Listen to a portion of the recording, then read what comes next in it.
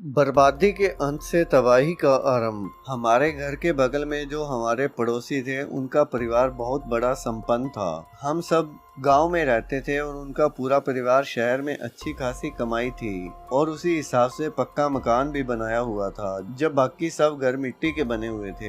हमारे मन में भी इच्छा उत्पन्न होती थी कि हमारा घर भी उनकी तरह धन धान्य से संपन्न रहे। जब कभी उनके घर कोई शादी या त्योहार पड़ता तभी शहर से उनका आना होता था, लेकिन जब सब इकट्ठे होते थे तो आपस में सबकी बनती नहीं थी। अक्सर उनके घर से कोलाहल, बहस और चिल्लाने की आवाजें आती थी। लेकिन जब हम छोटे थे और हमें अच्छी चीजें ही दिखाई देती थी, बुरी चीजें तब देखने की क्षमता हमारे अंदर नहीं थी। उनके परिवार का एक लड़का जिसका नाम प्रभात था, उसकी कद काठी पूरे गांव में सबसे अलग थी। लगभग 7 फुट की हाइट थी। उसका गोरा रंग, चौड़ा बदन, कद काठी ऐसी कोई भी आकर्षक हुए बिना न रहे। अपने परिवार के साथ शहर में ही रहता था। पढ़ाई लिखाई भी अच्छे स्तर तक की थी। उसके खुद के पिता शिक्षक थे। उसकी हाइट, बॉडी और एजुकेशन देखकर उसका सिलेक्शन नेवी में हो गया था। जैसे कहते हैं कि किसी को बढ़ता हुआ तरक्की देखकर परिवार में ही नफरत जन्म लेने लगती है। प्रभात के बड़े पापा का लड़का विभोर, जो कि प्रभात से बड़ा था उम्र में और डॉक्टर भी, वो प्रभात की तरक्की से जल रहा था।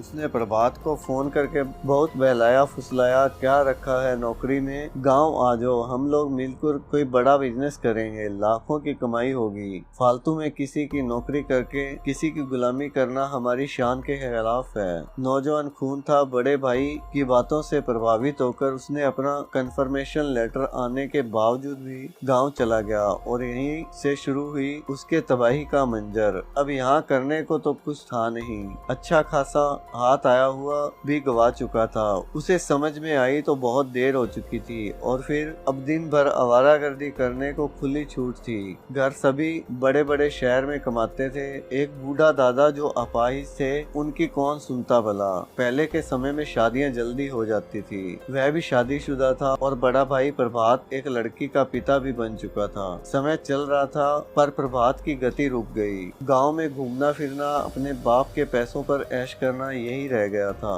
पत्नी भी शालीन थी, इसलिए उसे पत्नी पर भी धौंस जमाता था। कहते हैं ना, खाली दिमाग शैतान का घर होता है। पत्नी को मारना पीटना भी शुरू कर दिया। पत्नी का परिवार भी धन से संपन्न था। कितनी बार वह उसे लेने के लिए आए, पर पहले का समय था जब बचपन से सिखाया जाता था कि पति का घर ही अपना घर होता है, इसलिए वह चाहकर भी ससुराल छोड़कर नहीं जा पाती थी। लेकिन जब बहुत बुरी तरीके से प्रभात अपनी पत्नी को मार देता और मायके वालों को कोई खबर कर देता तो उसके पिता बस उसे यहाँ से ले जाते और वो मोहपाश में एक बार प्रभात से माफी मांगने से पिता की बात को अनसुना करके चली आती। क्या करे, भारतीय नारी थी ना, पर उसे सास ससुर का स्पोर्ट था। अब यह तमाशा रोज का हो गया था। लेकिन कहते हैं ना, धन की जरूरत लक्ष्मी और कुबेर को छोड़कर सभी को ही होती है, तो उसे भी जरूरत थी। अब उसे नशे की लत लग चुकी थी। न कि लत लगने के लिए जैसे पूरी दुनिया खड़ी होती है,